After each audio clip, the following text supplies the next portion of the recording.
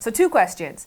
Did watching a baby come out of my vagina change your relationship with my vagina? And 2, does my vagina feel different after having a baby come out of it?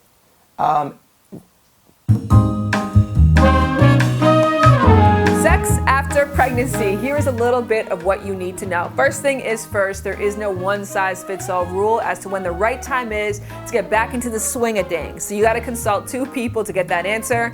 1, yourself and your body, and 2, your healthcare provider who knows what kind of labor you had and thus what kind of recovery is best for you. But here's some basic things to know about what's going on in your body after you've just given birth. Number 1, your estrogen levels plummet. For a lot of people, this can lead to mood disorders or it can lead to changes in the vagina, like extra dryness or in some cases, extra discomfort and less elasticity. So keep that in mind. You should also keep in mind that there's a lot of stuff coming out after you've given birth. Hey, you just housed a baby there for 9 months, and now the unpacking process can take up to 6 weeks of time, which can make your discharge smell different, look different, have different consistency, and have a lot more volume. And that's something to keep in mind, because just like when it comes to period sex, there is a theory that because a woman's cervix is more open during menstruation, that she is in essence more open and prone to infection. In addition to that, blood is a target-rich environment. It's warm, it's wet, it's dense. So now is the time to be super sure that you are using protection, especially with new partners. Also, your PC muscles, your pelvic floor muscles, may not be as strong as they used to, and this can lead to more painful sex and in some cases less pleasurable sex. Now, you can help to build these muscles back up by doing exercises like I'm doing right now, or just give yourself the benefit of time. This video is brought to you by Privacy. Privacy lets you buy things online using virtual card numbers so you do not have to use your real ones, protecting your identity and bank information. Right now, new customers get $5 towards their first purchase. So go to privacy.com/shanbooty to sign up. We're talking about sex after a baby. Okay, let's start with a replay of Jared's face. How has it been? I think it's been great. I think it's been, you know, we're making up for lost time. And, you know, we have the baby, so the only obstacle is trying to get it in when she's not needing tending. I'm really happy that I want to have sex. Naturally, as I explained at the top of the video, a lot of people's sex drive does take a very big plummet during this time because of hormones and your body's changes, and there's crazy stuff coming out of your uterus. So that all those things can kibosh sex drive. On top of that too, you're exhausted, there's a million things. So I anticipated that my sex drive would be extremely low. But I'm really happy to say that it has not been affected. No, not at all. Because the last trimester of pregnancy sex was just not great for either of us. And hard on me because I felt like I still wanted to feel desired. Yeah, and you didn't feel that. Yeah, all through pregnancy and everything else, even though you're aware of the changes happening in your body, you're aware that you don't feel that great, you still want to feel sexual tension with your partner. And so not having that with you, especially considering it was such a foundational part of our relationship, was really hard on me in ways that I didn't anticipate. Yeah, I'm sorry for that. Oh, you don't have to apologize. Why not? No, I shouldn't say that. Thank you for the apology, but thank you for your authenticity through that. Yeah. It was fine. It was your experience, and I appreciated that. I liked the way that we were able to manage it. But in experiencing that, there was this fear that even after I had the baby, 1, I wouldn't want to anymore, or number 2, that same issue would persist. But I feel like it's exactly what I dreamt of. Like yesterday, we had rough sex. Yeah. And that wasn't possible. Yeah. You know, we couldn't do that before. You had to have very tender, slow, precise. One certain position that worked for both of us. And so I did feel like last night was a resurgence of lost time.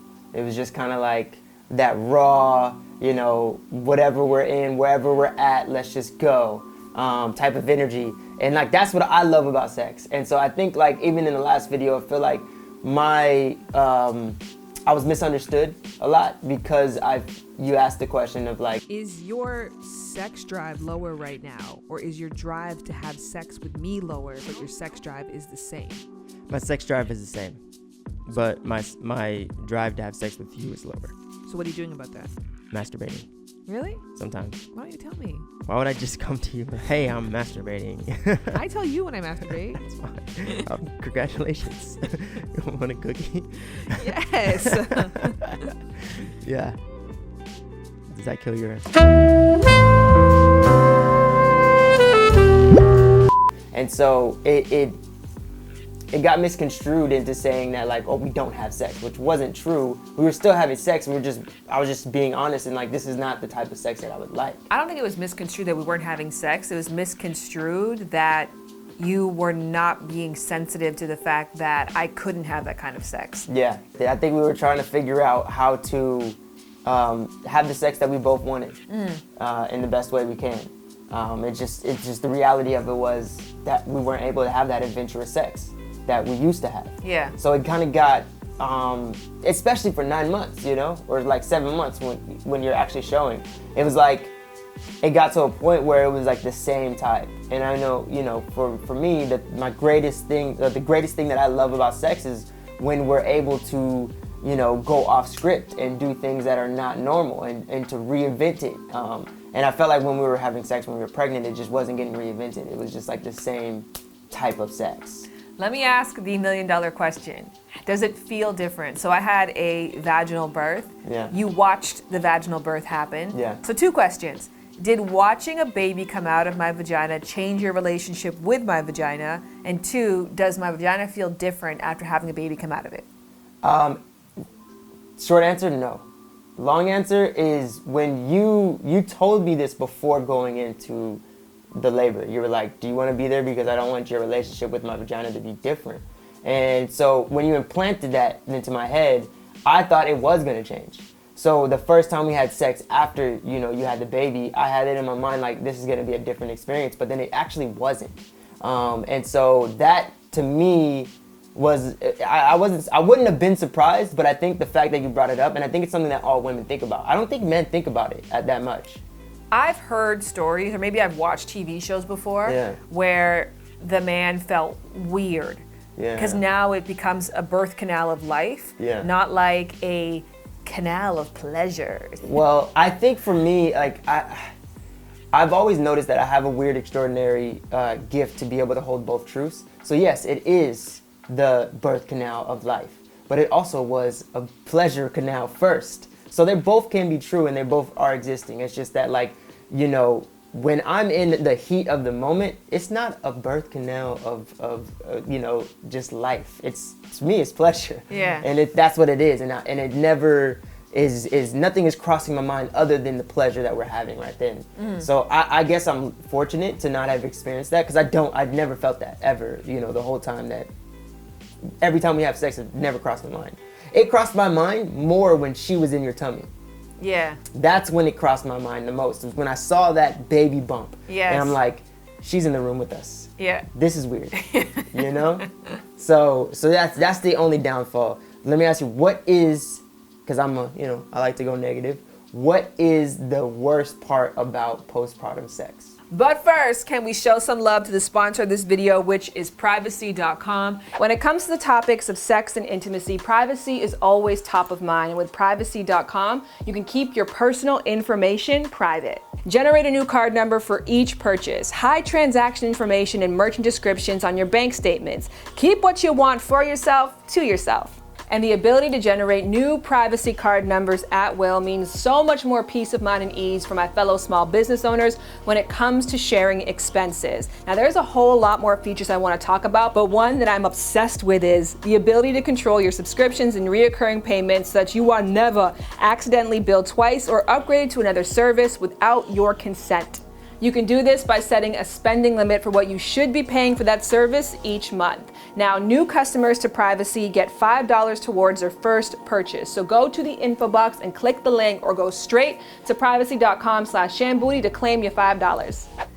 I would say not the worst part. There's new things that definitely happen. So there are changes. So one change I will note, I don't think I experienced it yesterday, but the first few times I got the sense of, is it in?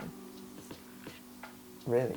It wasn't like I can explain it's like it. an insult on my penis size. No, it's not. I can explain it like this. it's almost like my vagina was shaped like this afterwards. Yeah. Like I could feel it at the top, Yeah. but at the base, like if you were just shallow, it felt like, oh, is it, I thought you could sense that too a little bit. No. Because I think I had to like rock in a certain motion for you to get into it, as if like there was a shallowness to it. I don't know how to explain it. So I felt that maybe the first few times, and then yesterday I didn't experience that. But I've been doing pelvic floor muscle exercises to regenerate that area, and so if you desire to... I thought for sure my dick was the size of a baby this whole time. Yeah. Close, but no cigar. Right, it was a big baby, okay? That's what it really is. Yeah. But there was this like kind of sense of that a little bit. And then, I don't know why, but now when I get aroused, initially when I get aroused, I would experience a slight pain. It's almost like the skin was too tight for the area. Like I would get aroused and the blood would flow, and then there would be a tightness of the skin, and that was kind of slightly painful, and it would feel almost like letdown of my milk. Like when my milk comes in, it fills up my boobs, and my boobs kind of ache. So I felt letdown of my vulva in many ways. And now it doesn't hurt anymore, but it actually provides more sensation and pleasure. You know, one thing I did notice about that's different now is you are wetter. That's fascinating. I don't know if there's any scientific proof or reasoning behind that, but yeah, you are a lot more wet. You know what's interesting is you're actually supposed to be more dry because your progesterone, bitch. Your progestin levels and your estrogen levels plummet, which can mimic menopause in many ways. Oh, wow. So they actually, remember, we now have lube beside the bed. Yeah. And I was saying to you, especially in the beginning, we need to use lube during sex, because even my doctor said that, to make sure that in case there are any micro tears, I didn't tear during childbirth, so there wasn't like an extreme, caution for that, but just in case, I'm like, we have to use lube, and we did for the first few times, but I noticed, the same as you, that the lubrication seemed fine, so. Yeah. I haven't been pushing it as much. Is it positive wetter or wetter like I'm swimming into the oblivion? No, positive wetter. Okay, good. I enjoy it to be as wet as possible. Like, I'm mental when it comes to sex, so that, and I don't know if it's true, it's probably not true, because I know that the woman's wetness does not signify the desire to sex. But to me, like, it just kind of triggers my brain to be like, oh, she's into this right now, and she wants this. Yeah. But I know they have no correlation, per se, because, there's people out there who really desire their partner and just can't get wet. It's kind of the same thing with your erection, right? The faster you get hard, I do process that as, like, he really desires me. If it takes a while, I'm like, he's not really into it. But I know that's not true. Yeah. But yeah, I guess that's kind of like the social conditioning of it. Yeah. So I understand what you're saying by that. I will say something that was fascinating to me through this process, because it hasn't been all roses. I did feel initially afterwards that there was like a lack of desire for me. Yeah. And we talked about that. One, it's my sensitivity. Two, I talk about sex and love for a living, and that's something that I have to, one, remind you, and two, remind myself, because I put a lot of emphasis on sexual desire. I put a lot of emphasis on physicality, probably more than the average person does. So when I don't feel that constant connection with you in that way, it feels like rejection, and I don't know, it makes me feel less feminine. I think what needs to be taken into account is we had family, so I'm in hosting mode. Also, the baby is here, so there's very limited time for us to interact on a sexual level. And then on top of all of that, it's like no one wants to do anything that they're not great at, right? And so it has been a thing in our relationship. You have brought it up multiple times. And so it just felt like I was being reinforced on what I was doing wrong rather than like when I'm doing something right. And that's when we had that conversation. It was like, yo, if I do something that you do enjoy, like, tell me that this is what you mean, this is what you want, this is what you like. Because I find that has been a running theme in my relationships, not even just with you. And, I have a really hard time with displaying affection, and it's something that I'm working through. I feel like I'm getting better at it, but it's something that I have gone through as a kid. I have a tough time expressing affection with my mom. I have a tough time expressing affection with my dad, and even with my brothers and siblings sometimes. It's something that I am aware of, and I know I'm working on it, and I need to fix it.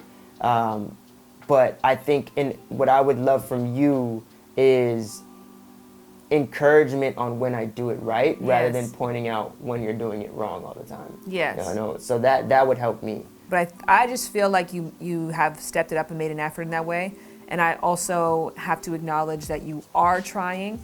And then sometimes as well too, just being like, yo, just chill out. Just because he didn't walk by and hug you for the past 3 times he walked by doesn't mean he doesn't think you're desirable anymore. Yeah. And I think that anyways, all those things will sort of level out. And also we're in a quarantine. Yeah. So you don't get the same interaction with other people as well, because I flirt all day long when I'm out there in the world. So there is a sense of that energy that gets passed around, but now that we're indoors and we just have each other, and especially because we've got a baby, I'm not getting that exchange all day long. So I depend 100% on you for that feeling, and one, that can be overwhelming for you, and 2, I have to be patient with the fact that the demand is getting higher. But what I wanted to originally say was, through this experience of analyzing what it feels like to be desired and why that's so important to me, it's really helped me to reformat what foreplay is. Because we talk about foreplay a lot. Yeah. And we talk about foreplay. You always get into debates this on your podcast, Enjoy the Podcast, and you're like, I like 4 hours of foreplay. Yeah. And I like a day of foreplay. And people are like, what does that even mean? And to me, foreplay means I want to have sex with you. And the feeling of I want to have sex with you should not be exclusive to 5 minutes before we're about to have sex, or even 20 minutes before. So foreplay is that moment in the day where we're at the park playing with the kids and you just look at me and you're like, your calves look amazing. Yeah. That's foreplay. It's that quick moment, seeing someone in the kitchen cook it up and being like, I like seeing you in the kitchen. Yeah. So that's when I say I love foreplay. I love the feeling of being desired by somebody and getting little hints of that all day long. Yeah, no, that's I'm the same way. I love foreplay in that direction. I love foreplay that's, not all the way sexual all the time. It's just kind of like innuendos and kind of like brushing across the butt and like, things that are not gonna lead to direct sex, but build it up. I think it's important, especially if you are a new mom or there's some reason you're not having sex with your partner right now and you can't, because a lot of new moms physically can't have sex. That doesn't mean you don't still want sexuality. Yeah. It doesn't mean that you don't still want foreplay, even if it leads nowhere. And I think that for those weeks that we weren't having sex, more of that would have helped in many ways. More of those little moments and exchanges. And oftentimes if you do get into a sexual lull that you just don't have a desire, those small exchanges, even if it takes 6 months or it takes weeks and weeks of doing that, that actually helps to open you up to the idea of full-blown intimacy again. So I'm glad that we're having more of those exchanges. And I think, again, through this process, I really got to redefine what desire feels like, what I want it to feel like. And it's something that I am aware of. Like, I am more aware of it now. I think it's tough, when you're locked in the house and you're in the pandemic, and then also, I'm dealing with a bunch of different other people that I'm having to tend to. It gets lost in that shuffle of like, we're just living and we're moving, and then also when Ryu is somebody who I feel like needs constant attention. Yes. So it's hard to find that balance, but I think that we're starting to find it. I think that we're starting to move into that direction of like, we're having consistent sex while also still being able to connect on an intimate like level rather than just sexual. Because nobody wants to feel like their partner's roommate. I don't want to feel that way. No. And it's a battle to not feel that way, because we do life together. We do so many unsexy things together. Yeah.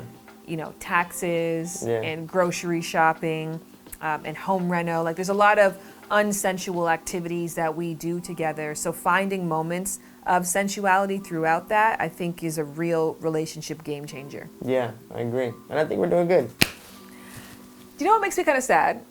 I feel like, where do we take this series from here? Because I love having these authentic sex questions. So we had sex during pregnancy, then we had third trimester sex, and then now we have after pregnancy sex. So like, is there suggestions for ways that we can continue this conversation, or do you have sex conversations you want to see Jared and I have that we can do? Because I like them. Yeah, I like them too. I like you. I like you. Where are they gonna send it? Where are they gonna send the questions? In the comment section. Where else? Lightning round of postpartum sex questions. I'll start. Okay. What's your favorite position? I like to be on my side so I can play with my clit while you're penetrating, but doing like a slow forward motion like that. Yeah. I like to be like almost my legs open and like pushing in with my hands. Yeah. I don't know how to explain it. Maybe I could draw it so that you can see it. You're on your... Like I'm spread like this, right? And you're laying here. Yes. And then laying. Yeah, you're laying on your back. Okay. And then I'm like pushing in like this. Oh. You know what I'm talking about? No? Yes. No, you don't. No, I don't. Imagine you're laying here, right? Imagine you're laying right here, and then like we're on the bed. But is this how your legs are? are? No, my legs are open like this. Okay, I understand. You know what I mean? My legs are open like this. And you're sitting up. And I'm sitting up, and I'm hitting like this. Okay, yeah. You don't know. I do know. Jared, I know. All right, my sex face looks like... Concerned, maybe. I don't know. What's mine? Like that, really focused. How do you achieve the biggest orgasm? Ooh, yesterday. Really? That might have been my biggest orgasm. Yeah. I did a different technique. Did you? Yeah. What'd you do different? I don't know what spot it is because there's a G spot, right? Yeah. And then there's a spot in the back. I don't know what the name of that is. The A spot. The A spot. You went. Yeah. Yeah? Yeah, I was hitting the A spot. Really? Yeah. So where the A spot actually is right where the vagina ends and the cervix begins. And so around the cervix, you have something called the anterior fornix. And fornix translates into Latin as an archway. So think of it like a beautiful archway that goes around like this, and it's got these really nice ridges you can get into that have a cluster of nerve endings there. There's actually so many nerve endings, it's also referred to as the A zone. Thank you for watching this video. Remember, go down to the info box and click that link to privacy.com/shanbooty. That way you can get $5 towards your first purchase using privacy. Big dog, look at my paws. She walked in with